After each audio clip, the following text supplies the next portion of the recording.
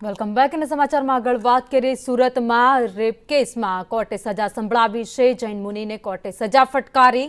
જૈનાચાર્ય શાંતિ સાગરને 25,000નો દંડ અને 10 વર્ષની સજા ફટકારી છે। વડોદરાની યુવતીને હવસનો શિકાર બનાવી હતી, હવે તેને સજા ફટકારવામાં આવી છે। નાનપુરા સ્થિત ટીમલિયાવાડમાં મંદિર આવેલું છે। ગઈકાલે 2017માં દુષ્કર્મ કેસમાં આરોપી દોષિત જાહેર કરાયો હતો।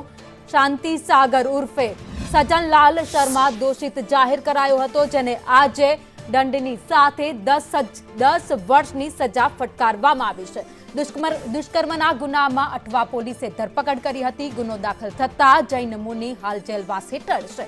વડોદરાની શ્રીવિકા યુવતી જોડે તેણે દુષ્કર્મ આચર્યું હતું, તો ધાર્મિક વિધિ માટે બોલાવી દુષ્કર્મ કર્યું હતું, જે મામલે ફરિયાદ નોંધાયા બાદ હવે આજે તેને સજા ફટકારવામાં આવી છે। 10 વર્ષની સજા ફટકારાઈ છે। તો યુવતીને ધમકાવીને શાંતિ સાગરે હવસનો શિકાર તેને બનાવી હતી અને તેના ઉપર દુષ્કર્મ આચર્યું હતું। જૈન સાધુ દ્વારા યુવતી પર દુષ્કર્મ કરવા મામલે તેને સજાની સંભળાવવામાં આવી છે। જૈન મુનિ શાંતિ સાગરને દોષિત જાહેર કરાયો હતો ગત રોજ અને આજે તેને સજા સંભળાવવામાં આવી છે।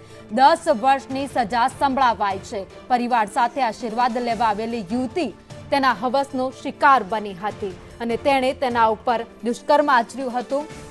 જૈનાચાર્ય શાંતિ સાગરને 10 વર્ષની સજા અને 25,000નો દંડ ફટકારવામાં આવ્યો છે।